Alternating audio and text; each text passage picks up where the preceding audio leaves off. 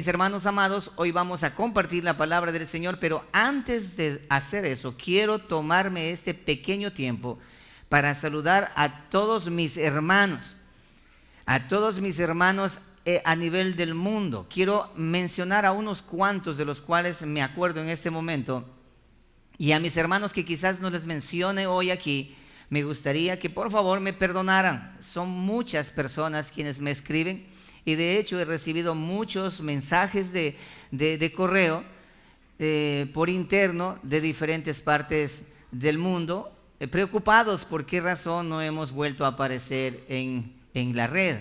Y hoy quiero a mis hermanos que se han preocupado por mí en otras partes del mundo, en diferentes partes, mencionarles que era por una incapacidad, por mi salud. Mi garganta dejó de funcionar y por esa razón no he podido compartir y no he podido subir videos de nuestras predicaciones en nuestro canal.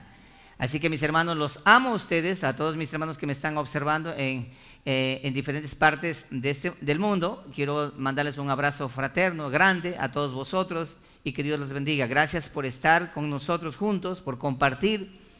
Hay lugares donde se reúnen los hermanos, se reúnen y colocan nuestras prédicas, nuestro canal, y disfrutan del mensaje que nosotros compartimos en este lugar. Y quiero agradecer a Dios por la vida de Vicente Guerrero, mi hermano Vicente Guerrero, de México, de Tejucán, Puebla, México.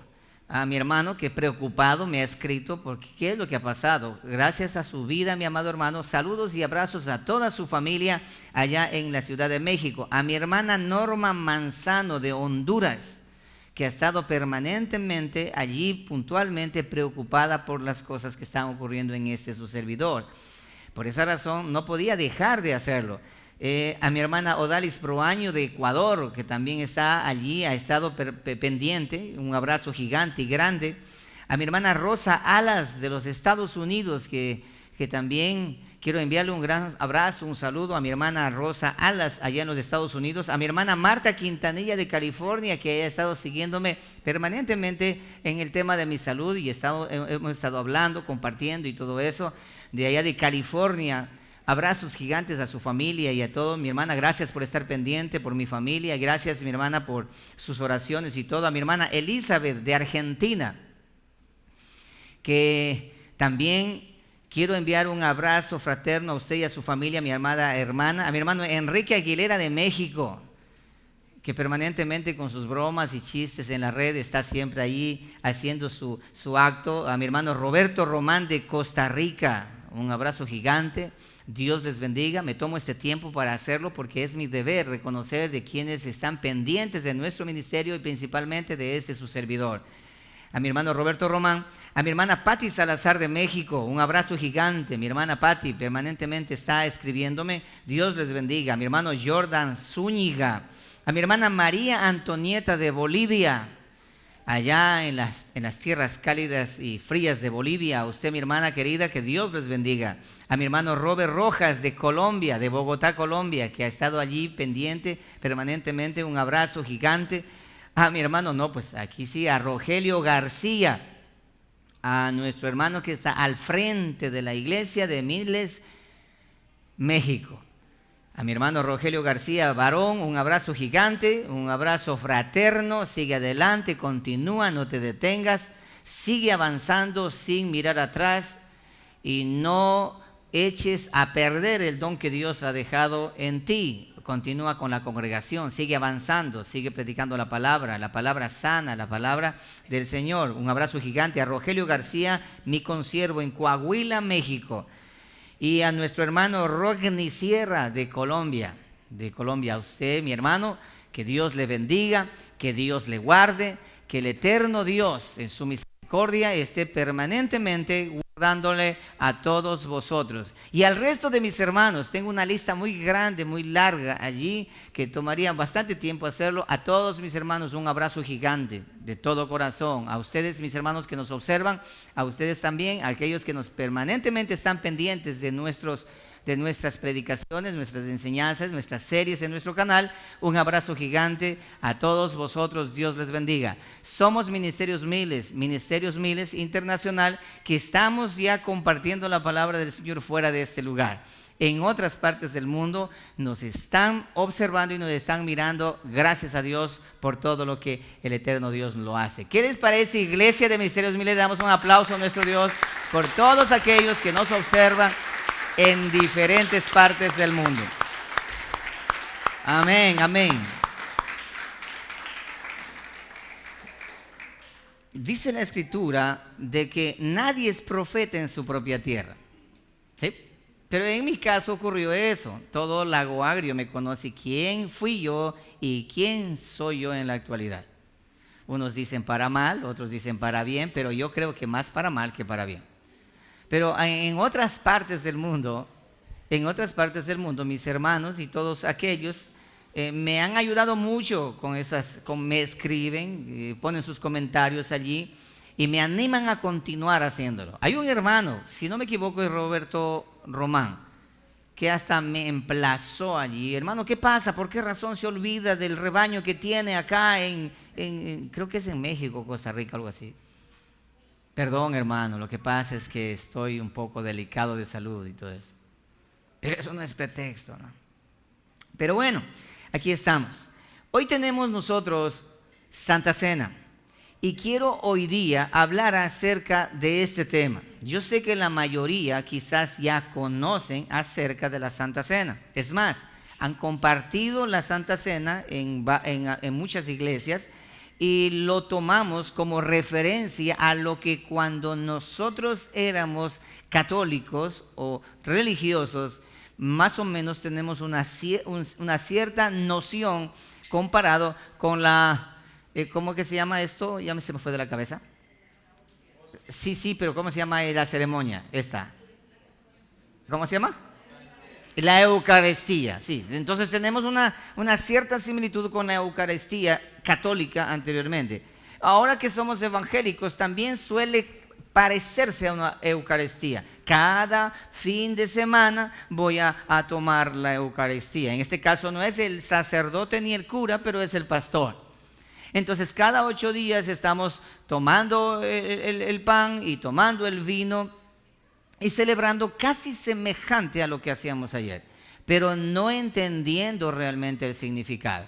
Y déjenme hoy, por favor, compartir con ustedes, al tratarse de la Santa Cena, que juntos vayamos aprendiendo qué significa, por qué razón y para qué. Y para eso les voy a invitar que tomen sus Biblias, por favor, y abran conmigo en Éxodo capítulo 12, verso 3. Vayan conmigo al libro de Éxodo, el capítulo 12, verso 3. Quiero también, mientras ustedes miran en la palabra, que me sepan disculpar si en algún momento sale un gallo. Sí saben que es gallo, ¿cierto? Si sale algún gallo de mi garganta, porque aún todavía como que no está bien afinado, así que me sepan disculpar. ¿Ok? Bien. Éxodo capítulo 12, versículo... Vamos desde el verso 1. ¿Y qué tal si se colocan de pie y van a leer conmigo, por favor?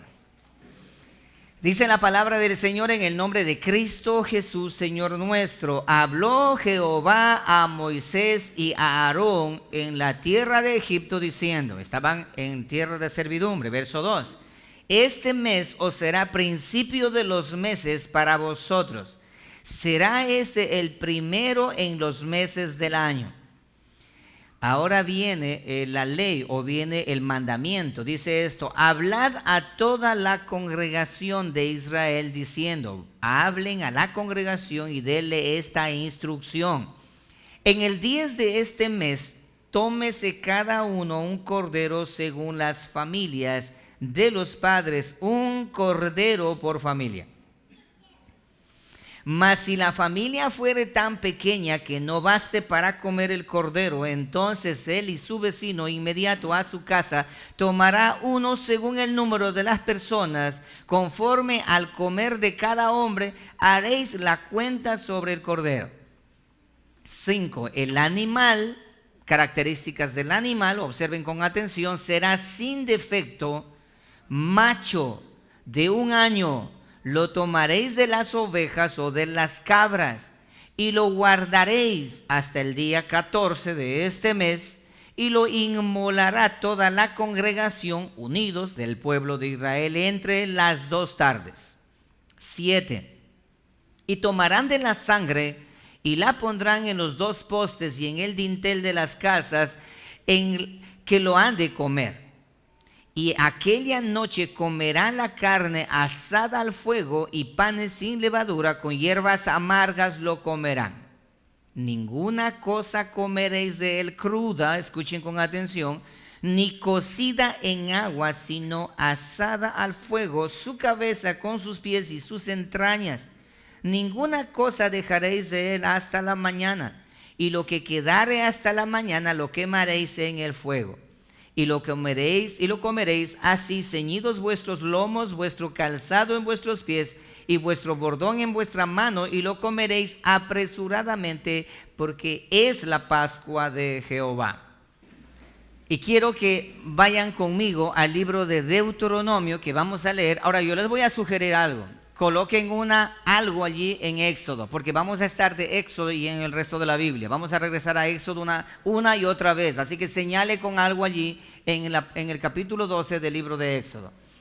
Pero yo quiero ahora leer Deuteronomio capítulo 26, versículo 5.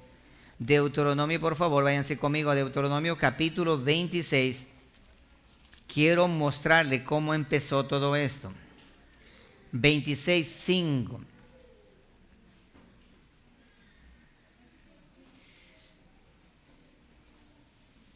Acuérdate que Deuteronomio es la segunda ley.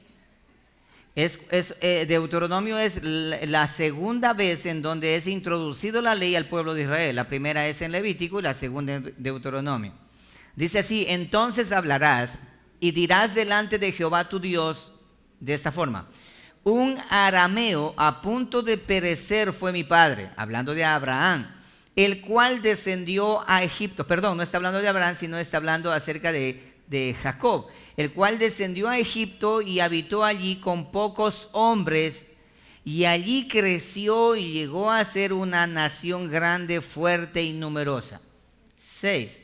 Y los egipcios nos maltrataron y nos afligieron y pusieron sobre nosotros dura servidumbre, y clamamos a Jehová, el Dios de nuestros padres, y Jehová oyó nuestra voz y vio nuestra aflicción y nuestro trabajo y nuestra opresión. Y Jehová nos sacó de Egipto con mano fuerte y con brazo extendido, con grande espanto y con señales y con milagros. Y nos trajo a este lugar y nos dio esta tierra, tierra que fluye leche y miel. Hasta ahí el texto. Quiero hacer una narración pequeña para que todos puedan hilar y puedan comprender el mensaje que quiero compartir hoy. Ustedes conocen la historia. Dios llamó a Abraham y dijo de Abraham: voy a hacer una nación grande, una nación numerosa, y también multitud de naciones van a nacer de los lomos de Abraham. La historia con Isaac. Isaac tuvo 2 hijos, Jacob y Esaú. Y luego Dios eligió a Jacob. Jacob tuvo 12 hijos, que son los 12 patriarcas. Y ustedes conocen, los hermanos de José vendieron a José, y José fue llevado a Egipto, ¿se acuerdan? Y luego José en Egipto llegó de ser un siervo, de ser un esclavo, llegó a ser el gobernador de Egipto. Y en un momento de hambre que Dios mismo envió para cumplir su propósito, ¿qué ocurrió? Entonces Jacob junto con sus hermanos, conocen la historia, llegaron a Egipto y fueron coronados y fueron cuidados y guardados de la mejor manera. Tuvieron prosperidad en todo momento y vivieron felices, pero no para siempre. Pasó el tiempo donde el faraón que conocía a José murió. Vino otro faraón que no quiso reconocer lo que José había hecho para con Egipto. ¿Qué pasó? Los tomó a todos los hebreos, a los israelitas, y los sometió bajo el yugo de la esclavitud. Por 400 años mantuvo la esclavitud de ese pueblo, que sirvió para construir la grandeza de los egipcios que se ve hasta el día de hoy. Pero dice que ellos, estando en la esclavitud, estando sometidos, oraron a Dios y clamaron a Dios pidiendo ayuda. Dios, ayúdanos, por la memoria de nuestros padres, levántanos y ayúdanos. Entonces dice el Eterno que Dios el Eterno escuchó y se acercó a ellos y los visitó a través de Moisés. Conocen ustedes la historia de Moisés. Los visitó a través de Moisés y con mano poderosa y con mano fuerte los liberó. Pero aquí quiero hacer un alto donde encaja este capítulo 12 del libro de Éxodo. ¿Recuerdan las 10 plagas de Egipto? La última de las plagas de Egipto fue la muerte de los primogénitos. Tenemos ahí a un faraón arrogante, a un faraón que un día decía sí, otro día decía no.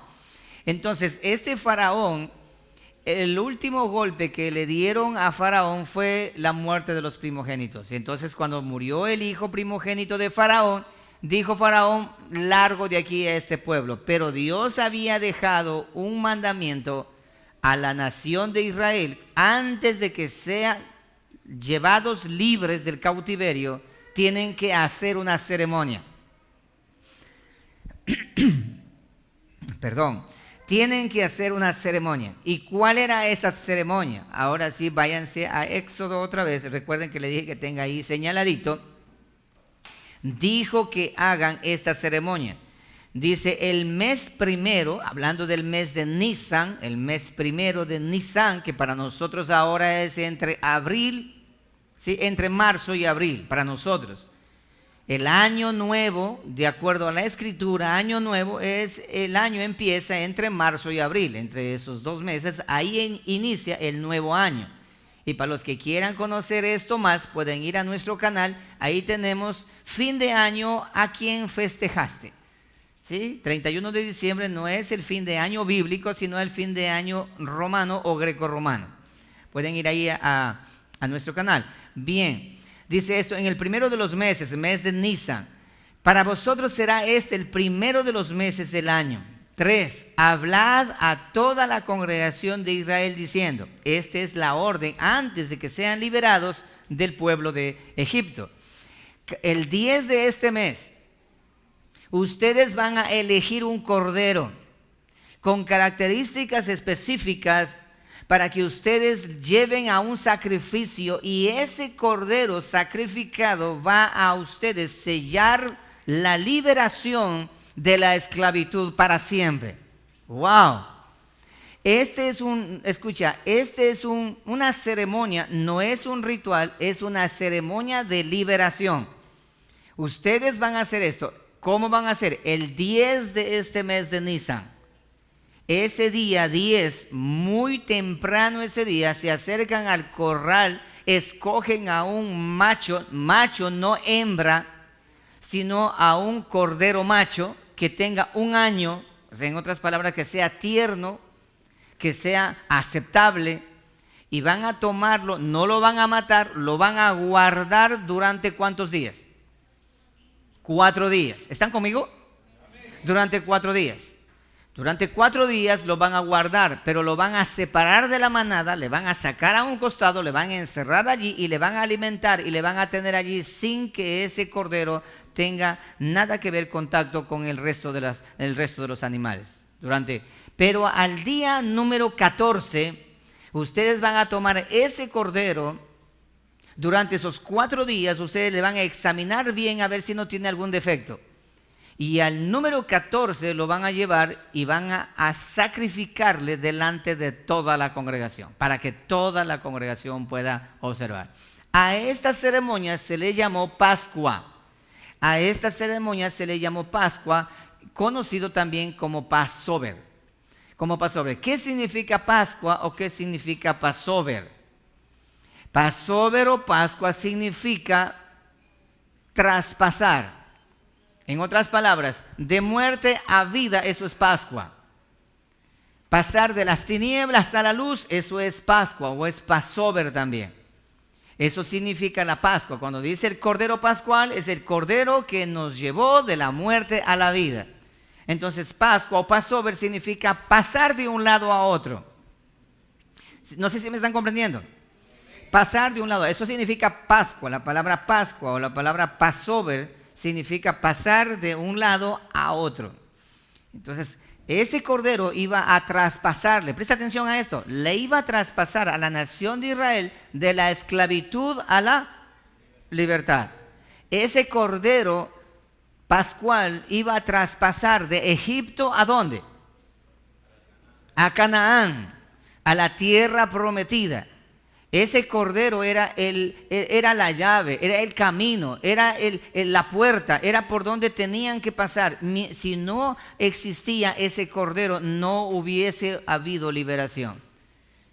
Ahora, ese cordero es prototipo de Cristo Jesús, porque de hecho cuando Juan el Bautista estaba bautizando, él mencionó estas palabras. Dijo cuando vio a Cristo Jesús: he aquí el Cordero de Dios que quita el pecado del mundo. He aquí el Cordero de Dios que va a ser sacrificado y nos va a pasar de muerte a vida, el Cordero Pascual. He aquí el Cordero de Dios que va a quitarnos el pecado a nosotros y nos va a pasar, passover, de muerte a vida. Estaba diciendo, este es aquel que nos va a cambiar de vida a nosotros, Juan el Bautista. Ahora, voy a hacer una comparación textualmente bíblica entre el Cordero de la Pascua y entre Cristo Jesús. Porque generalmente nosotros hemos escuchado, sí, ese Cordero Pascual es Cristo, pero nunca nos hemos asegurado al respecto de que si en realidad es, ¿por qué razón se dice que Él es? Nada más porque dice un predicador, o nada más porque ahí dice, he aquí el Cordero de Dios, pero ¿qué similitud tiene? ¿Cuáles son las características de este cordero?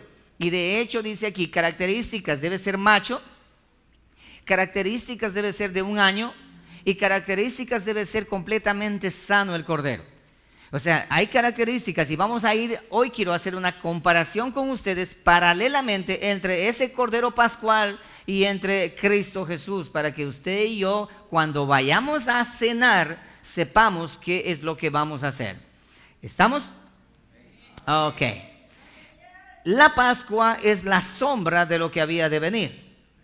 La Pascua, el Cordero Pascual, era una sombra profética de la venida de Cristo Jesús como el Cordero de Dios que viene a derramar la sangre para que todos nosotros podamos tener acceso a la salvación. Número 1, el Cordero debía ser apartado el 10 de Nisan. El 10 de Nisan debía ser apartado. Cristo Jesús, dice la palabra en el libro de Lucas. Yo no voy a mostrar esos textos porque con ustedes ya lo estudiamos, qué día murió Cristo, ¿se acuerdan? Todas, aún hasta las iglesias evangélicas dicen que Cristo murió el día viernes, ¿sí o no? Viernes Santo, sábado no sé de qué, de reposo, y domingo de gloria. Pero qué tan equivocados estábamos nosotros también, porque también creíamos eso. Qué tan equivocados de que esa Semana Santa, ese Domingo de Ramos nunca existió. Si no fue Domingo de Ramos y no fue Viernes Santo y ni tampoco, bueno, lo único de verdad en todo esto es que el domingo sí resucitó Cristo. Eso ya lo enseñamos, ¿cierto? Entonces, bueno, ¿qué día murió Cristo entonces? El miércoles, ¿no es cierto? Pero ¿cómo sabe? Porque la Biblia lo dice, porque la Escritura lo menciona con claridad. Así que no murió día viernes, como suelen decir la Iglesia Católica y muchos cristianos también, que solamente escuchan y no escudriñan, y han llegado a creer eso, y inclusive hasta se celebra las 7 palabras y todo eso en las congregaciones, y eso es un grave error. Pero sigamos. Ok. El 10 de Nisan tiene que entrar el Cordero, ser separado el Cordero. Y dice la Biblia, el libro de Lucas, que faltando 6 días para la Pascua, Cristo Jesús entró a Jerusalén. Faltando 6 días para la Pascua. Pero no entra a Jerusalén, sino se queda en casa de Marta y María, de su amigo Lázaro. Ahí se queda, y justo cuando ya faltando el 10 de Nisan, y recuerda que con ustedes fuimos cronológicamente hablando, el 10 de Nisan, él ingresa a Jerusalén por primera vez. Él ingresa a Jerusalén por primera vez y se queda en Jerusalén allí durante esos 4 días, igual como el Cordero. Sigamos. El cumplimiento de esta profecía en Cristo Jesús que el cordero tenía que ser apartado completamente. Quiero que ustedes, no perdiendo Éxodo, váyanse conmigo a a Primera de Pedro capítulo 1 verso 18. Vamos a utilizar la Biblia en varios textos ahora, así que estén listos y con las manos allí rápidas. Primera de Pedro capítulo 1 versículo 18. Allí empezó la inspección. Recuerda, 4 días faltando para la Pascua tenían que ser apartado el cordero. ¿Y para qué era apartado el cordero? Para ser inspeccionado, para ver si no tiene ningún defecto. Entonces aquí empezó. Cristo Jesús entra el 10 de Nisan y ahora es chequeado precisamente y muy inspeccionado por diferentes personas que vamos a chequear ahora. Primera de Pedro 1, 18, 19. Dice la palabra del Señor de la siguiente manera: sabiendo que fuiste rescatados de vuestra vana manera de vivir, la cual recibisteis de vuestros padres, hablando del pecado, no con cosas corruptibles como oro o plata, sino con la sangre preciosa como de un cordero sin mancha y sin contaminación. Dice que este cordero era ¿qué? ¿Cómo? Sin mancha y sin contaminación. En otras palabras, era un cordero puro 100%. Entonces, Pedro hace referencia a la Pascua. Dice, ese cordero era chequeado, era puro 100%, sin pecado alguno, sin mancha alguna. Él era completamente puro, así dice Pedro, sin mancha y contaminación. Por lo tanto, vamos a chequear cuál es el testimonio de aquellos que se acercaron a Jesucristo en esos 4 días. Y antes de llevarle a la crucifixión, quienes le investigaron a Cristo para revisar si existía algún mal. Bueno, vamos ahí, Marcos 14, 55. El libro de Marcos 14, 55, por favor. Algunos me han preguntado a mí varias veces, pastor, ¿qué requisitos hay para la Santa Cena? ¿Puedo cenar yo? ¿No puedo cenar yo? Escuche con atención lo que la Escritura nos va a enseñar hoy. Marcos el capítulo 14, el versículo 55. Y aquí tenemos la primera inspección. Después que Cristo fue tomado en el huerto Getsemaní y fue llevado ya para revisarlo, como el cordero, así como al cordero se le revisaba antes de sacrificar, de la misma manera también a Cristo Jesús, antes de ser sacrificado, le llevaron a revisar para ver si es que tenía alguna mancha o algún defecto. ¿Lo tiene ya? Sí. 14:55 dice de la siguiente manera, el verso 53, trajeron pues a Jesús al sumo sacerdote y se reunieron todos los principales sacerdotes y los ancianos y los escribas. Nota, ahí tenemos al cordero, va a ser examinado. 54, y Pedro le siguió de lejos hasta dentro del patio del sumo sacerdote y estaba sentado con los alguaciles calentándose al fuego. 55, y los principales sacerdotes y todo el concilio buscaban testimonio contra Jesús para entregarle a la muerte. ¿Pero qué cosa? Pero no lo hallaban. Dice que los principales sacerdotes estaban buscando defecto en el cordero. Así como el cordero pascual tenía que ser examinado para que no tenga defecto alguno, de la misma manera también el sumo sacerdote investigó buscando defecto alguno en Cristo Jesús por todas partes, pero no lo hallaba. Por esa razón, versículo 56, por esa razón, porque muchos decían falso testimonio contra él, querían mancharlo, mas sus testimonios no concordaban. Querían hacerle quedar mal a Cristo, pero no podían. Entonces, levantándose unos, dieron ¿qué cosa? Falso testimonio contra él, diciendo. Y ahí es donde empieza la mentira para manchar al cordero y hacerlo inhabilitado. Pero no encontraron en él. Los sacerdotes, los religiosos. Ahora miremos la parte política. También investigó al cordero. Vayan conmigo a Lucas capítulo 23 versículo 13. Lucas capítulo 23 versículo 13. Estamos observando la pureza del cordero pascual. tanto en el libro de Éxodo como también en el Nuevo Testamento con Cristo Jesús. Lucas capítulo 23, versículo 13 dice de la siguiente manera. Aquí tenemos a Pilato. Entonces Pilato, convocando a los principales sacerdotes, observen, y a los gobernantes y al pueblo, tres identidades aquí, sacerdotes, principales y hasta el mismo pueblo, les dijo, 14, me habéis presentado a este como un hombre que perturba al pueblo. Pero habiéndole interrogado yo delante de vosotros, ¿qué dice allí? No he hallado en este hombre delito alguno de aquellos que los acuséis. Porque en realidad me doy cuenta de que ustedes están tratando de ensuciar a este cordero cuando este cordero es sin mancha y sin arruga. Un político, el gobernante dice esto: ustedes están con falso testimonio, bribones, mentirosos, ustedes quieren dañar el testimonio de este cordero. Quieren decir que tiene defecto, pero él no tiene absolutamente nada. Por lo tanto, ¿cuál es el problema? ¿Por qué quieren ustedes encontrar culpabilidad en él? Lee el verso que a continuación dice el versículo 56. Y ni aún Herodes encontró culpa en él. ¿Por qué os remití a él? Le mandé a él. He aquí, nada digno de muerte ha hecho este hombre. Dice, yo mandé a Herodes para que por si acaso Herodes, de pronto yo no estoy tan bien, pero Herodes pueda que le encuentre falla. Le mandé para que encuentre Herodes falla, pero ni siquiera Herodes encontró falla en él. ¿Cuál es la falla? ¿Ustedes qué están intentando hacer? Bien. Luego Pilato dice, bueno, ¿qué voy a hacer? Por eso es que Pilato se lava las manos.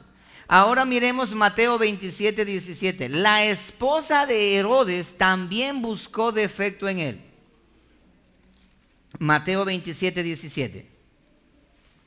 Mateo 27, 17. Y dice lo siguiente. Le vamos a leer desde el versículo 15 para que usted pueda entenderlo mucho mejor. Ahora bien, en el día de la fiesta, ¿cuál fiesta? La Pascua. Acostumbraba el gobernador soltar al pueblo un preso, el que quisiere. Lo que el pueblo pida, ellos soltaban y dejaban libre. Y tenían entonces un preso famoso llamado Barrabás. Y reunidos pues ellos les dijo Pilato, ¿a quién queréis que os suelte? ¿A Barrabás o a Jesús llamado el Cristo? Porque sabía que por envidia le habían entregado. Pilato se dio cuenta que querían manchar el testimonio del Cordero Pascual por envidia. ¿Envidia de quién? De los sacerdotes, de los religiosos, de la religión del pueblo, de los que gobernaban y del Sanedrín. Ahora versículo 19. Y estando él sentado en el tribunal para juzgar ya, aparece una persona aquí. ¿Quién? Su mujer le mandó a decir, la esposa de Pilato, le mandó a decir, no tengas nada que ver con este sujeto. En otras palabras, no hagas nada. No metas la mano, por favor, esposo. Si tú anoche, mientras estábamos en la recámara, me contaste de que a este pobre individuo lo quieren hacer daño solamente porque están envidiosos de él. Porque cuando él abre su boca, la gente lo escucha. Porque cuando él habla, sus acciones también hablan. Pero en cambio estos fariseos, esos hipócritas y religiosos, en cambio estos no son así. Cuando ellos hablan, la gente se burla de ellos. La gente habla mal de ellos, son hipócritas y fariseos. Pero este llamado Jesús el Cristo, yo no le encuentro ningún defecto por más que le he buscado para poder acusarle. Y la mujer le dice, no hagas nada entonces contra él. Por favor, no lo hagas nada. ¿Por qué razón? Dice, no lo hagas absolutamente nada. Leamos el verso a continuación. Dice, a ver, ¿dónde estábamos? Acá arriba estábamos. Le mandó a decir, no tengas nada que ver con ese sujeto, porque hoy he padecido mucho en sueños por causa de él. ¿Qué será lo que soñó? No sé, pero dice, yo he padecido mucho, no pude dormir anoche por lo que tú me contaste. ¿Cómo es posible que vayamos a matar a un inocente? No, Por lo tanto, no tengas nada que ver, porque yo también me doy cuenta que él es inocente, es limpio, no tiene mancha. Ahora, ¿quién fue el que le entregó a Cristo? Vayan conmigo a Mateo capítulo 27, ahí mismo, versículo 3.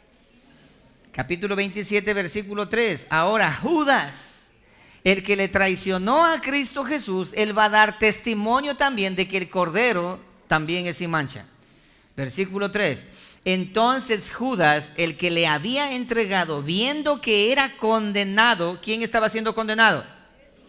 Jesucristo, el Cordero de Dios. Devolvió arrepentido las 30 piezas de plata a los principales sacerdotes y a los ancianos, diciendo: yo he pecado entregando, ¿cómo? Sangre inocente. Judas reconoce. ¿Por qué razón Judas le entregó a Cristo Jesús? Porque él le buscó defecto alguno. ¿Y cuál defecto fue que le motivó a Judas entregarle a Cristo Jesús para que sea muerto? ¿Ah? ¿Cuál fue? La envidia. ¿Cuál envidia? ¿Cómo es posible que una mujer venga a derramar el alabastro de perfume sobre él, pudiendo haber vendido y dárselo a los pobres? La envidia, porque Judas no era tomado muy en cuenta, porque cuando llegaban con todos los discípulos, ahí era Cristo Jesús el que era glorificado, exaltado, reconocido y adorado. Pero Judas quería también parte de esa adoración, parte también de ese reconocimiento. Al ver que no le reconocían, entonces él intentó hacer daño a Cristo diciendo: no estás haciendo bien, estás haciendo mal. Motivado por el dolor y por la envidia y por el coraje y por el orgullo y por la altivez, él fue y vendió a Cristo Jesús por 30 piezas de plata. Y si ustedes pueden observar en la Escritura, más adelante vamos a mirar, para este cordero también, el que nosotros encontramos aquí, tenía un precio, si ustedes pueden revisarlo más adelante lo vamos a ver, de 30 monedas de plata. El mismo precio que por Cristo colocaron también. Entonces Judas fue, pero después de haber entregado con el dinero en el bolsillo, dice que él reaccionó y dijo: en realidad no encuentro nada, él es inocente, es un cordero sin mancha y sin arruga, no tiene desperfecto. Judas lo dice de esta manera. Bueno, vamos a mirar a otro individuo que también reconoce al final de todo. Cristo fue crucificado en medio de dos ladrones. Lucas 23:39. Lucas 23:39.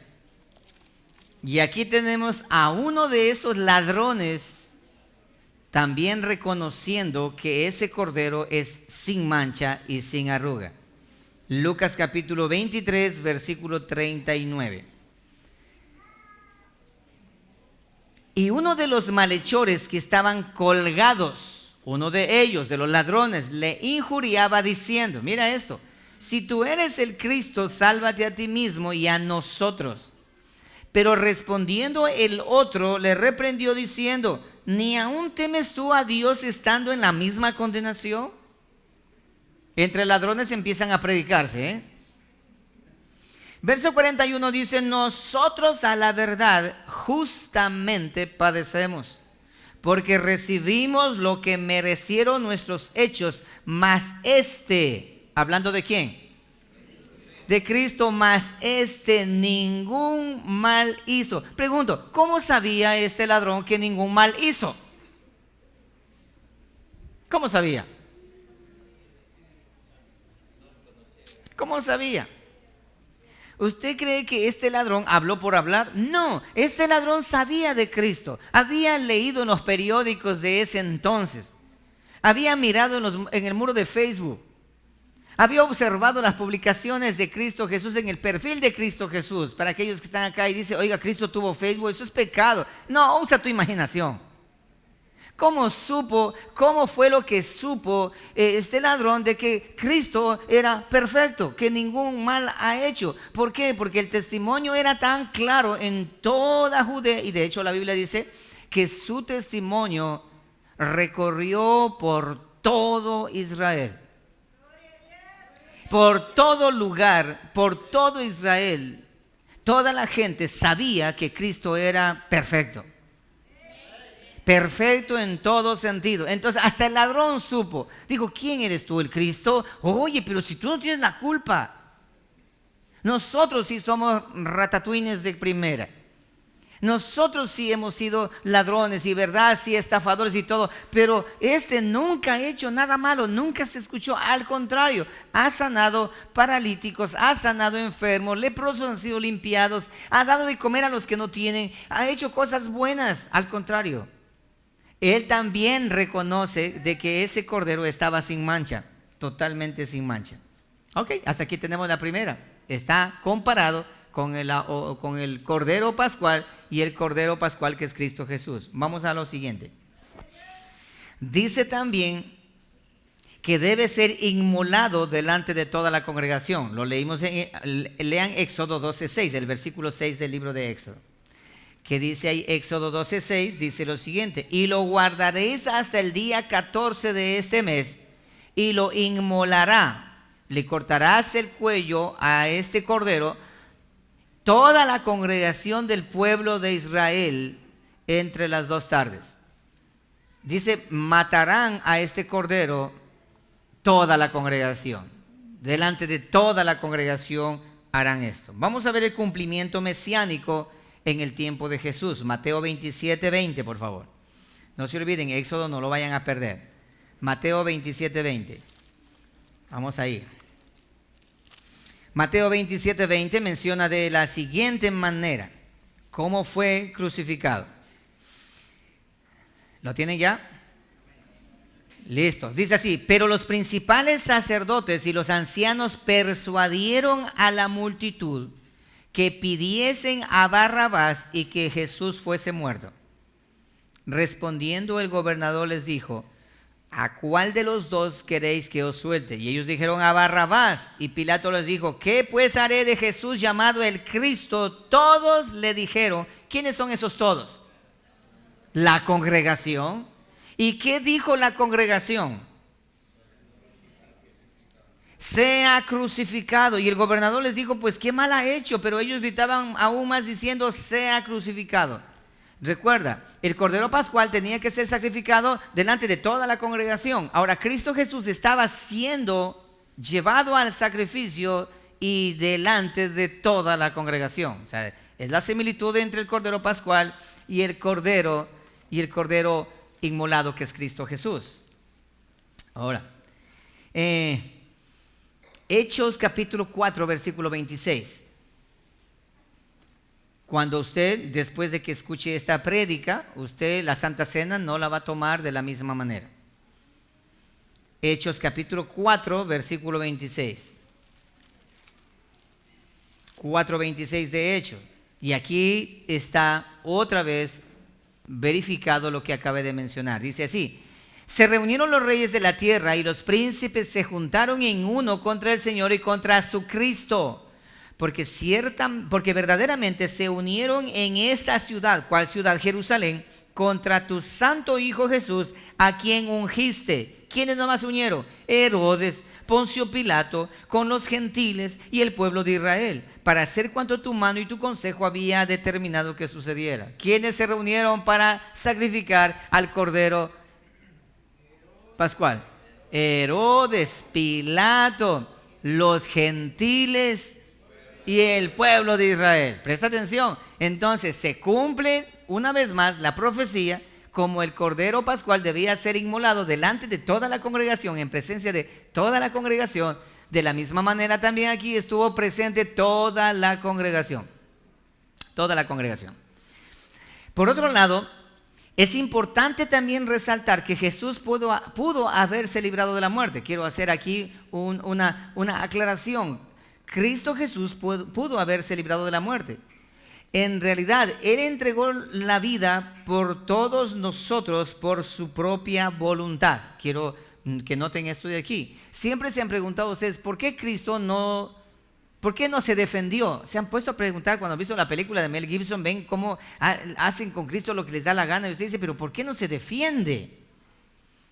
Es que si yo hubiese estado ahí, yo hubiese defendido, porque con la verdad yo tengo que defenderme. ¿No es cierto que ese pensamiento de todo ser humano es ¿por qué no me defendí? Ahora, otro de los pensamientos más que existe aquí Es que tú miras la película y dices, es que si yo hubiese estado allí, ¿qué hubieses hecho? Bueno, el que se duerme en la iglesia se hubiese dormido allí. ¿Ah? ¿Qué hubieses hecho si hubieses estado allí mirando a Cristo Jesús como le estaban haciendo pedazos? ¿Qué hubieses hecho tú? ¿No es cierto que de manera inmediata yo le defiendo a Él? Yo peleo para defenderle a Él. Estoy seguro que yo voy a hacer eso porque cada vez que ves la película tú sientes dolor ver a Cristo, ver cómo es sacrificado y nadie hace absolutamente nada por Él. Solo completamente. Ese es nuestro pensamiento ahora que conocemos, pero en la ignorancia de ese pueblo estaba determinado que eso tenía que ocurrir. Por lo tanto, Cristo Jesús, Él mismo se entregó. No le crucificaron a Él a la fuerza, sino Él mismo se entregó. ¿Sabían eso, iglesia? ¿Sabían eso, iglesia, que Cristo Jesús no fue llevado a la fuerza? No, sino que Él mismo se entregó. ¿Pero se entregó porque es culpable? No, se entregó porque Él sabía que para eso había nacido Él. Y de hecho, en el libro de Mateo 26:53, ustedes van a encontrar la historia de que Pedro saca la espada, corta la oreja del soldado, y Cristo Jesús toma la oreja del soldado y le vuelve a colocar nuevamente. Y sabes que eso tiene una enseñanza muy amplia. ¿Por qué razón le cortó la oreja y todavía la derecha? Debería cortarle la oreja izquierda, porque cuando uno está frente a frente, ¿para dónde va para el lado que debe cortar, ¿no es cierto? Pero le corta la oreja derecha. Pero bueno, Cristo Jesús toma la oreja y coloca nuevamente en el soldado y dice estas palabras: Pedro, guarda tu espada. ¿Tú crees que yo estoy aquí esperando que alguien me defienda? Dice él.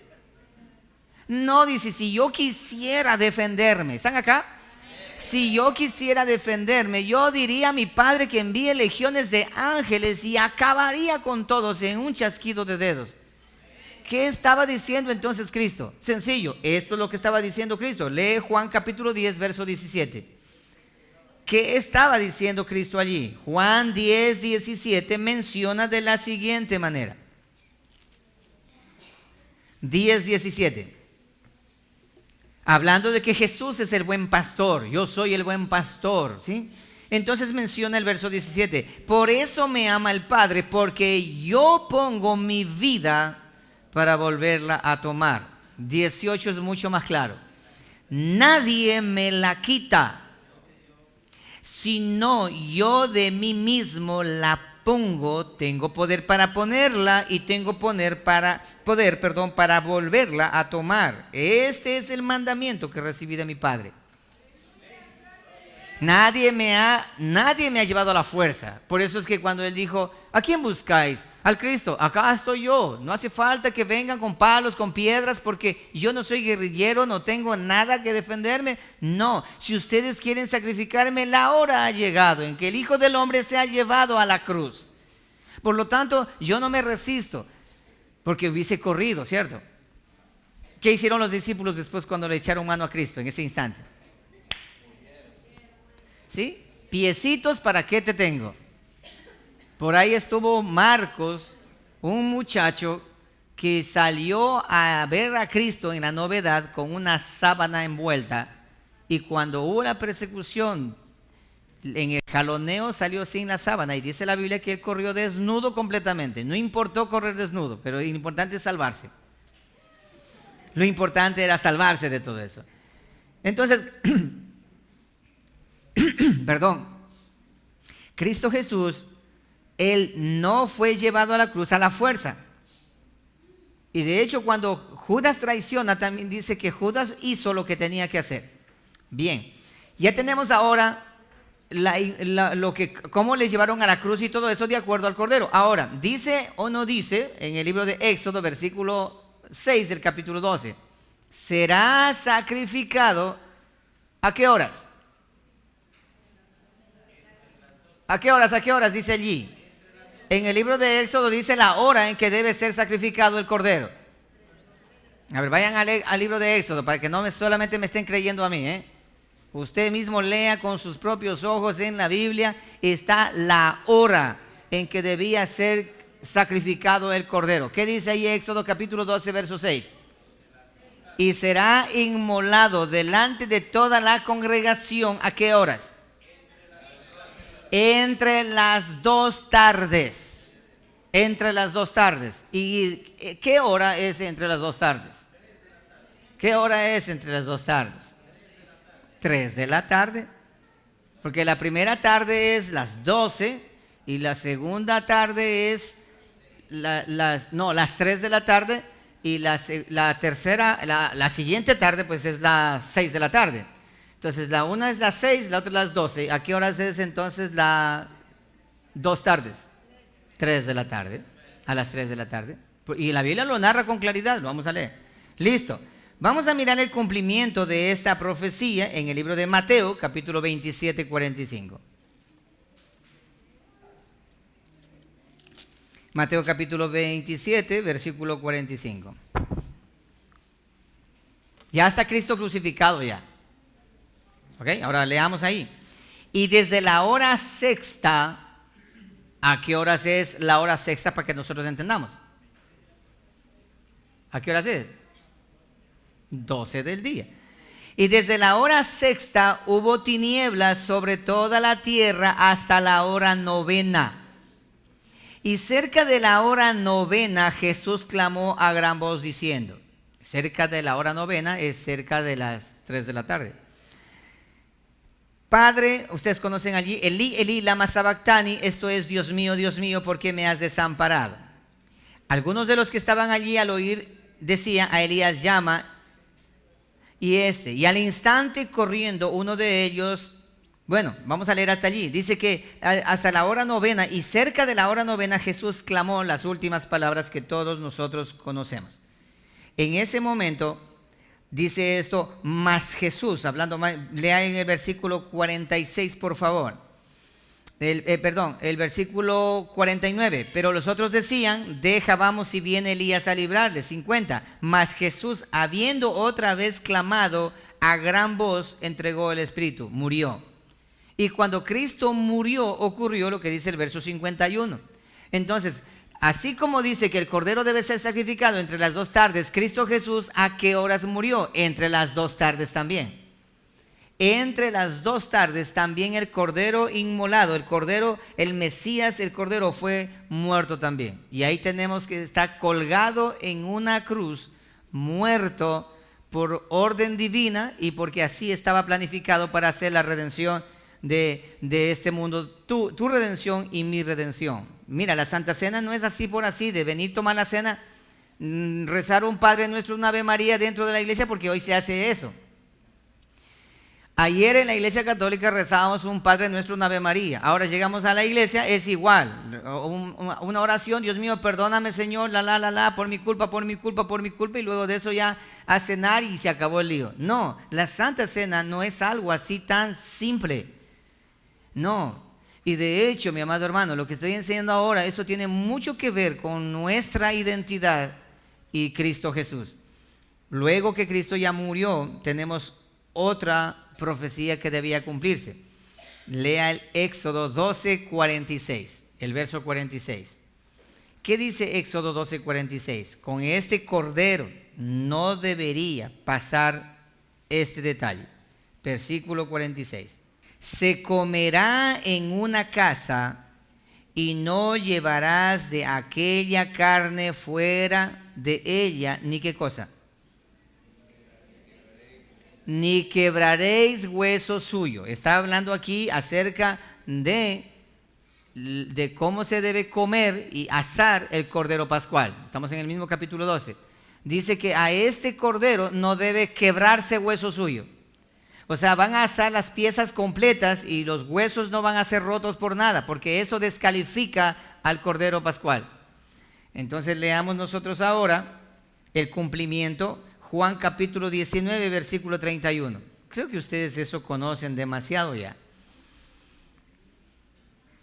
Entonces, dice ahí, capítulo 19, verso 31, del libro de Juan. Entonces los judíos, por cuanto era la preparación de la Pascua, a fin de que los cuerpos no quedasen en la cruz en el día de reposo, pues aquel día de reposo era de gran solemnidad, rogaron a Pilato que se les quebrasen las piernas a todos los que estaban ahí crucificados, y fuesen quitados de allí. Vinieron pues los soldados y quebraron las piernas al primero y asimismo al otro, hablando de los ladrones, que habían sido crucificados con él. Mas cuando llegaron a Jesús, como le vieron ya muerto, no le quebraron las piernas. Pero uno de los soldados le abrió el costado con una lanza y al instante salió sangre y agua. Y el que lo vio da testimonio y su testimonio es verdadero. Y él sabe que dice verdad para que vosotros también creáis. Porque estas cosas sucedieron para que se cumpliesen las escrituras. No será quebrado hueso suyo. Y también otra escritura dice, mirarán al que le traspasaron. El hueso del cordero de la Pascua no tenía que ser quebrado. Los huesos de Cristo Jesús tampoco tenían que ser quebrados. Y sí tenía que ser traspasado, nada más, y por esa razón. ¿Tú crees que la lanza en el costado fue porque se le ocurrió al soldado? No, tenía que cumplirse paso a paso para que lleguemos a la conclusión. Mi amado hermano, los judíos que hasta el día de hoy rechazan a Jesucristo como el Hijo de Dios, ellos cuando escuchan esto que estamos enseñando aquí, de manera natural, ellos se ponen a pensar, ¿cómo es posible que haya sucedido con este Cristo Jesús de una manera tan idéntica con lo que pasó con el Cordero Pascual?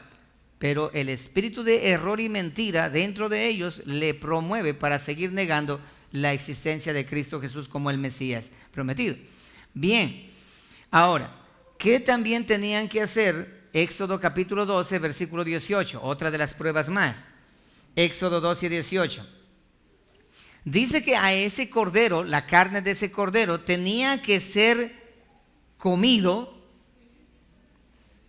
junto con un pan sin levadura y también con hierbas amargas. Para cenar ese cordero tenía que ser comido junto con hierbas amargas y pan sin levadura. Ese era el mandamiento que el eterno Dios le entregó. Y ustedes pueden observar en la escritura, Mateo 27, 33, 34, ahí pueden observar ustedes qué pasó con Cristo Jesús. En primer lugar, Cristo Jesús mencionó estas palabras en el huerto de Getsemaní: Padre, si es posible, no me dejes tomar esta copa amarga. No me dejes tomar esta copa amarga. Pero cuando fue a la cruz, ¿qué pasó? Él mencionó y dijo estas palabras: tengo sed. ¿Y qué fue lo que le dieron a beber? Vinagre amargo. Dice que Cristo Jesús rechazó esa amargura. Él estaba cumpliendo como el Cordero Pascual y como la iglesia del Señor estaba cumpliendo todo lo que se había dicho de él. Ustedes pueden encontrar eso en Mateo 27, 33 al 34 y también en Juan capítulo 19, 28 al 30. Pueden encontrar esto que acabo de mencionar. Y por último, ya está el cordero llevado al matadero, ya se cumplió, ningún hueso suyo debía ser hecho. Ahora, ¿qué debían hacer con la sangre del Cordero Pascual para ser liberados? ¿Qué tenían que hacer con la sangre de ese Cordero Pascual? Tenían que, con esa sangre del Cordero Pascual, llevar y pintar los dinteles de las puertas para que el espíritu de muerte no ingrese, y todos los que están detrás de ese dintel pintado por la sangre del Cordero Pascual eran los que tenían vida. ¿No es cierto? Ok. Eso está en el Éxodo 12, 7, 8. Dice ahí. Y la sangre del cordero tenía que ser colocado en los dinteles de las puertas para que tengan seguridad de salvación. Ok, ahora vamos a ver el cumplimiento de eso, por favor. Juan 17 al 9, por favor. Vamos ahí, Juan 17 al 9. ¿Por qué razón Cristo Jesús es el cordero? ¿Por qué razón? Primeramente, miremos nosotros aquí lo que dice la palabra. Desde el versículo 7, capítulo 10, versículo 7. Volvió pues Jesús a decirle: de cierto os digo, yo soy ¿qué? Yo soy la puerta de las ovejas. Yo soy la puerta de las ovejas. Y ahí habla más adelante: yo soy el buen pastor, versículo 11.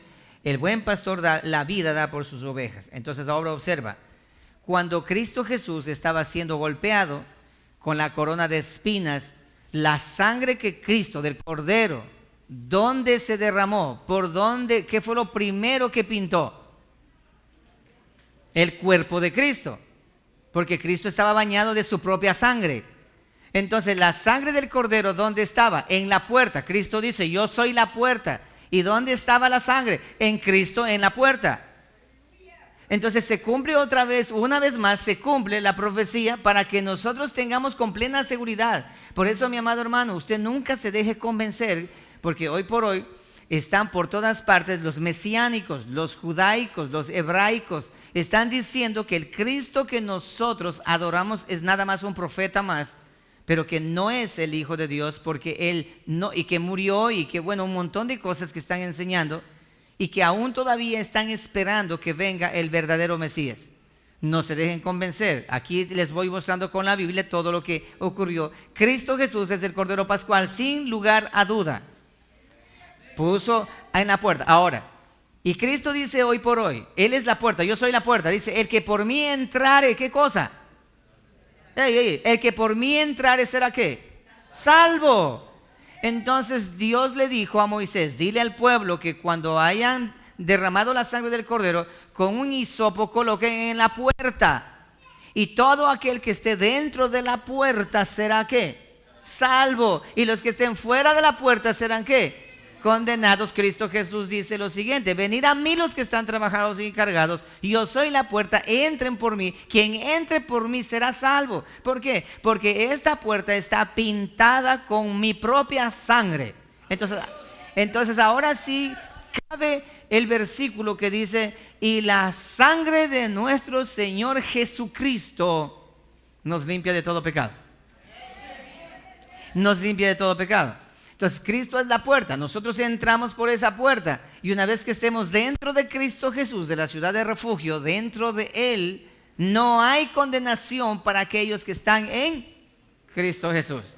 Ahora pues, dice capítulo 8 del libro de Romanos, ninguna condenación hay para aquellos que están dentro de la puerta, dentro de Cristo Jesús. Entonces Cristo es la puerta, la sangre de Cristo bañó la puerta, y todo aquel que entra a Cristo está salvo. Tú y yo estamos así. Eran de haber dicho amén con alegría, ¿eh? Entonces, por esa razón, entonces leamos ahora el libro de Hebreos, capítulo 10, verso 19. La comparación que yo les voy colocando para que ustedes puedan tener con claridad quién es Cristo. Ahora, ¿qué tiene que ver eso con el pan y el vino? Vamos a mirar eso también. ¿Sí? Hebreos 10, 19. Así que, hermanos, teniendo libertad para entrar en el lugar santísimo, en Cristo Jesús por la puerta, por la sangre de Jesucristo, el camino nuevo y vivo que Él nos abrió a través del velo, esto es de su carne, y teniendo un gran sacerdote sobre la casa de Dios, acerquémonos con corazón sincero, en plena certidumbre de fe, purificado los corazones de mala conciencia y lavado los cuerpos con agua pura. No sé si ustedes entendieron este texto. Así que teniendo libertad para entrar al lugar santísimo, a través de la sangre de nuestro Señor Jesucristo, por un camino nuevo, escucha esto, un camino nuevo y vivo que Él abrió en medio del velo. Mira, cuando Cristo muere entre las dos tardes, ¿sabías tú que cuando Cristo estaba en la cruz del Calvario, muriendo entre las dos tardes, al mismo momento, cuando Cristo estaba muriendo en la cruz, el sumo sacerdote Caifás y Anás estaban en el templo degollando al Cordero Pascual? Mientras ellos colocaban el cuchillo en la garganta del Cordero para acabar su vida y derramar su sangre, de la misma manera Cristo Jesús murió también. Por esa razón que el velo del templo se rasgó, abriéndonos el espacio, el camino para nosotros poder entrar libremente hacia Cristo Jesús, a la redención eterna. Por esa razón, mi amado hermano, Dice la Escritura, ahí sí agarra sentido Juan 3:16, porque de tal manera amó Dios al mundo, etcétera, etcétera, etcétera, que ustedes conocen. Le he hecho la comparación acerca del Cordero Pascual y la Santa Cena. Ahora presten atención a esto. Cada vez que nosotros cenamos, presten atención por favor, cada vez que nosotros hacemos la Santa Cena no es un ritual. Cada vez que nosotros vamos a cenar tenemos que acordarnos de esto que acabo de enseñar, de que no es el pan simplemente, el vino simplemente, o para que me vean que si lo hago voy a cenar. No, sino que tiene un significado muy profundo que definitivamente es Cristo Jesús, la identidad misma de la historia de Cristo Jesús en la Santa Cena. ¿Qué cosa? Todo lo que ocurrió, separado 4 días antes de la Pascua.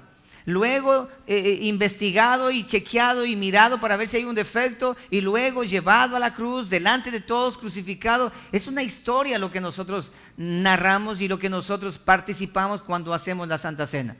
No es así algo que pasajero, algo como que hay que hacerlo, ¿sí? Eso es como decir, vamos a hacer una vigilia. Bueno, hagamos una vigilia. No, la Santa Cena es tan delicado y es tan importante entender su significado. Y ahora yo quiero a ustedes traerles a 1 Corintios capítulo 11 versículo 23. Pablo, ya después de haber entendido él también todo esto, Pablo enseña a la iglesia de los Corintios lo que hoy yo voy a enseñar a ustedes también acerca de lo que vamos a hacer en este momento. El apóstol Pablo escribió acerca de la cena del Señor por revelación que tuvo de parte del eterno Dios, que ustedes conocen eso ya. Pero hay un detalle en la enseñanza de la Santa Cena, y de hecho Cristo Jesús también enseñó, pero él no mencionó esta palabra que Pablo menciona. Y Pablo menciona esta palabra allí, ya lo tienen, 11:23. Quiero leer el 27, por favor. De manera que cualquiera que comiere este pan o bebiere esta copa del Señor indignamente, o sea, no siendo digno, será culpado del cuerpo y de la sangre del Señor. Será culpado del cuerpo y de la sangre del Señor.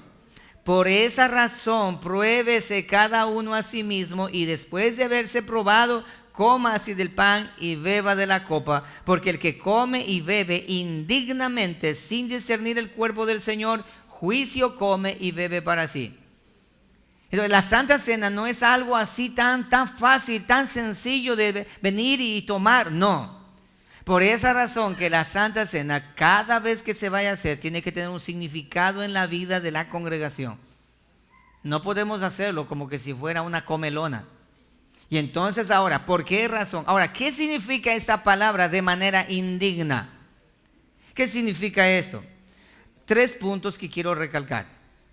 Número 1, es una forma indigna de comer la Santa Cena cuando en la congregación esta ceremonia se le ha convertido en un ritual o también en una rutina.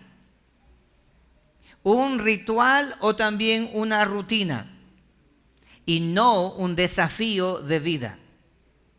¿Qué es una rutina? Algo que se hace de manera permanente por inercia.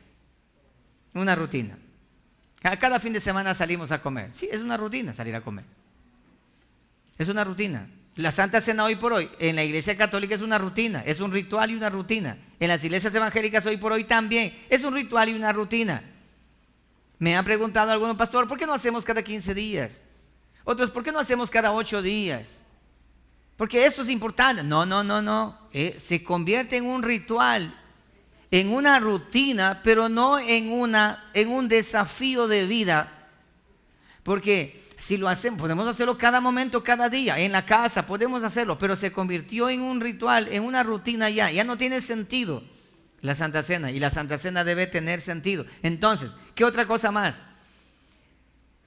Nosotros hacer de manera indigna es enseñar a nuestra generación a no tener sentido, que no valoricen lo que es la Santa Cena.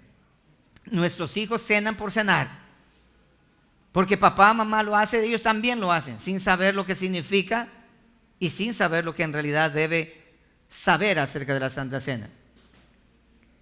Otra manera indigna es recordar nada más la muerte de Cristo, pero no el significado o el resultado de la muerte de Cristo. Solamente se acuerdan nada más. Es como los hijos cuando el papá muere, ¿sí? O la esposa muere su esposo o viceversa. Solo se acuerdan, bueno era mi marido, o buena era mi mujer, o mi papito era bueno, desde el cielo me está vigilando. Pero los consejos que ese padre le ha dado, o los consejos que ese esposo le ha dado antes de morir, o esa esposa le ha dado antes de morir, no lo toman en cuenta. Entonces es hipocresía decir que bueno era. ¿Cuál es la manera de agarrar sentido a un buen consejo de alguien que ha muerto ya? Hacer lo que esa persona me aconsejó cuando estaba con vida. Poner en práctica lo que mi padre me enseñó y me aconsejó, o lo que mi mujer antes de morir me dejó aconsejando y en realidad tenía razón, así que voy a poner en práctica aquello. Ese es el significado. Y la Santa Cena es para eso, no para mantenerlo como un ritual. Sí, me acuerdo de Cristo, yo cada vez que voy a cenar me acuerdo de Cristo murió por mí. No, eso no, es el resultado de la muerte de Cristo. ¿Cuál es el resultado de la muerte de Cristo? Que tu vida y la mía ha sido traspasado. Recuerda qué significa Pascua o Passover. Pasar de un lado a otro, de las tinieblas a la luz, de la muerte a la vida, de la vieja naturaleza a la nueva naturaleza. Por lo tanto, cada Santa Cena yo debo recordar que tengo un desafío de vida. ¿De qué? De ser diferente cada día. En mis actitudes, en mis acciones, en mi proceder, en mi manera de ser, de hablar, de caminar. Yo debo cada día ser diferente y distinto. Pero ¿qué pasa si cenas hoy día, cenas mañana, cenas pasado mañana, cada semana cenas? Puedes cenar todita tu vida, pero si tu vida no ha sido transformada, tú no estás recordando la muerte de Cristo, ni mucho menos estás valorando la muerte de Cristo. ¿Entendiste o no entendiste? Hermanos, podemos cenar cada día o cada minuto si quiera, porque no es que mientras más cenamos más bien estoy. No, señores, no. La Santa Cena o la Cena del Señor tiene un significado mucho más profundo. Entonces déjenme mostrarle y déjenme enseñarle qué significa. Voy a robarle unos minutitos a usted, ¿eh? Téngame paciencia por ser a los tiempos que vengo a predicar. ¿Qué significa rito? Rito significa conjunto de prácticas establecidas por una organización que regulan en cada religión el culto, las ceremonias religiosas, rito católico, rito ortodoxo, rito judío, rito benedictino o rito evangélico. Y se convierte en la Santa Cena en un rito nada más. No, es que en nuestra iglesia nosotros cenamos por ejemplo, nosotros cenamos cada primero de cada mes, cada primer domingo de cada mes. Otros dicen, no, nosotros cenamos cada 15 días, otros cada semana, otros cada 3 días, una por el Padre, otra por el Hijo y otra por el Espíritu Santo. Un montón de rituales, pero de nada sirve. Vuelvo a repetir, puedes cenar cada día, pero si no sabes el sentido de la cena, en realidad no has cenado. Has pisoteado nada más la sangre de Cristo y lo único que has hecho es afrenta al Espíritu de la gracia. ¿Qué quiere decir rutina? Costumbre, hábito adquirido de hacer algo a su modo determinado, que no requiere tener que reflexionar o decidir. La rutina es: si no reflexiono, no me arrepiento, no pienso nada, simplemente lo hago. Es como para venir a la iglesia, por ejemplo. Me voy por rutina, porque toca ir. ¿Y sabes cómo? Cada persona que asiste a una congregación por rutina es cuando viene y se duerme en la congregación. Seguro que sí.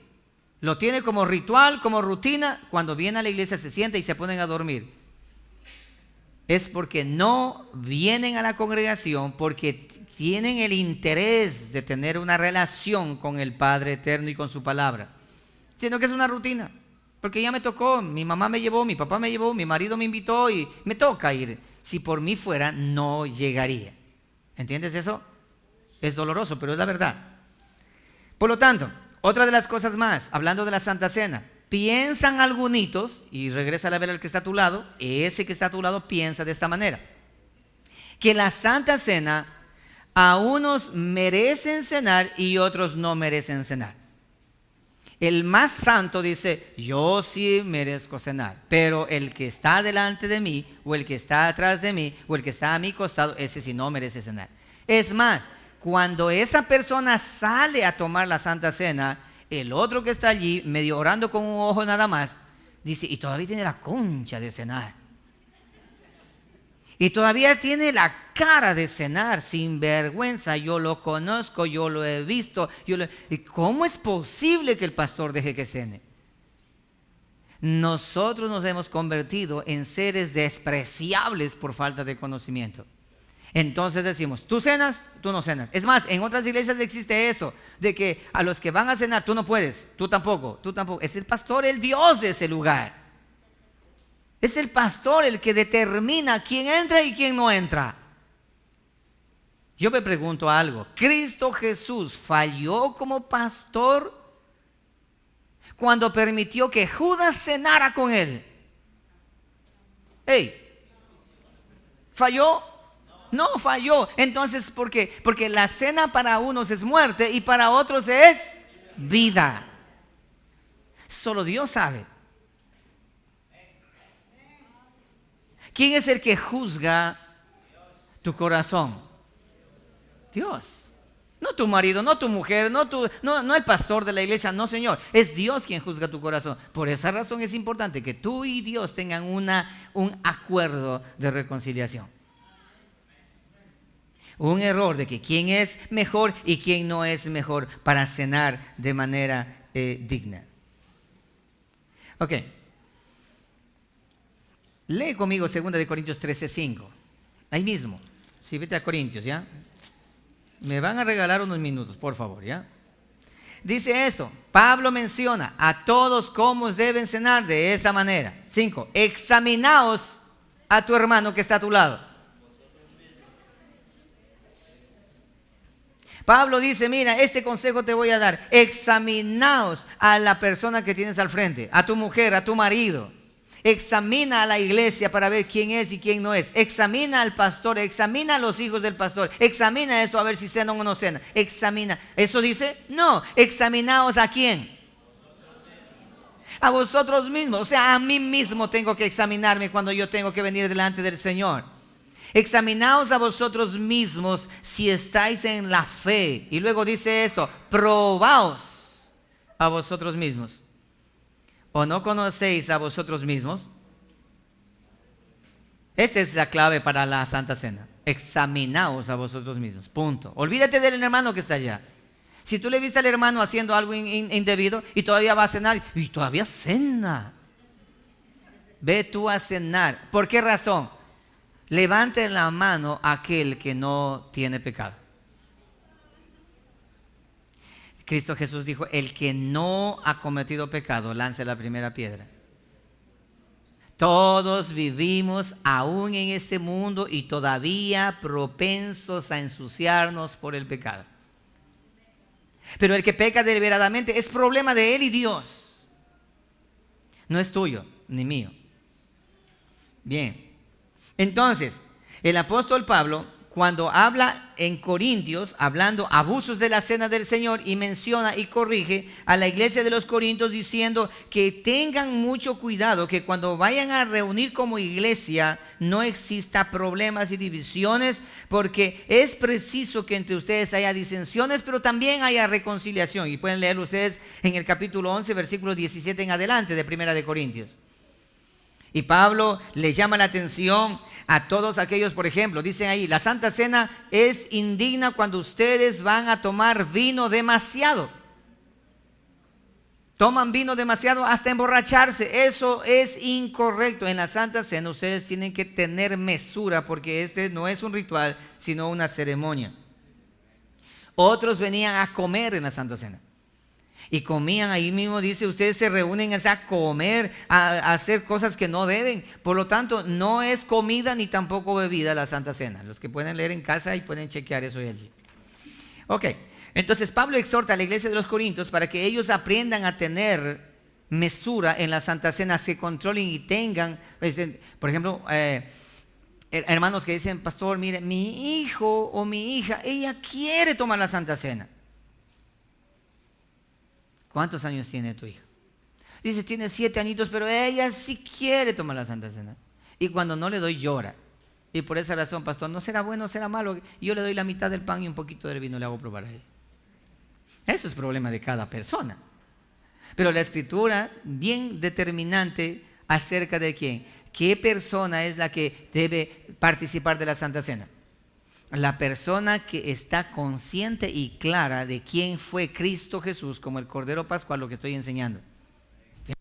Tengo que saber qué es lo que voy a tomar, qué es lo que voy a hacer. Bueno, las diferencias entre el Antiguo Pacto y el Nuevo Pacto al tema de la Santa Cena. En el Antiguo Pacto, Dios hizo un pacto con Moisés y todo el pueblo en el monte Sinaí. Pero Cristo Jesús es el resultado del Nuevo Pacto. El Cordero Pascual, la ovejita ese es en el Antiguo Pacto. Pero en el Nuevo Pacto, Cristo Jesús, Jeremías 31:31 menciona lo siguiente: he aquí vienen días, dice Jehová, en los cuales, ¿qué cosa? Haré un nuevo pacto con la casa de Israel y con la casa de Judá. Y no como el pacto que hice con sus padres allá en el monte Sinaí, sino haré un pacto nuevo en los cuales escribiré no en tablas de piedra, sino en su corazón mis preceptos y mis mandamientos. Es el nuevo pacto. Ahora la pregunta es, iglesia del Señor, ¿cuándo inició el nuevo pacto? ¿Cuándo empezó el nuevo pacto? Y para aquellos que dicen, no, es que hoy por hoy existe este grave problema. El problema de los mesiánicos, el problema de los efraínitas, de los hebraicos y de los judaizantes. Ese es un grave problema que hay hoy por hoy. Iglesias completas se han torcido por culpa de por la falta de conocimiento.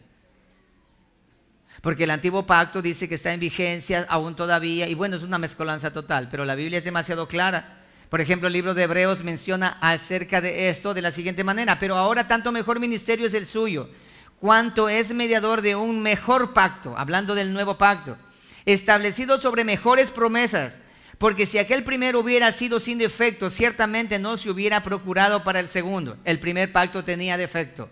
Y por esa razón Dios estableció el segundo pacto. ¿Dónde empezó el primer pacto?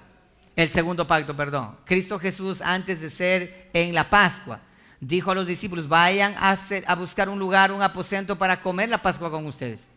Y ya cuando estaba en la mesa, Él dijo estas palabras. Partió el pan y ¿qué dijo? Tomad y comed. Este es mi cuerpo. Y de hecho Cristo es el pan que descendió del cielo. Él dijo: yo soy el pan de vida. Tomad, comed, este es mi cuerpo que por vosotros es partido. El nuevo pacto estaba entrando en vigencia.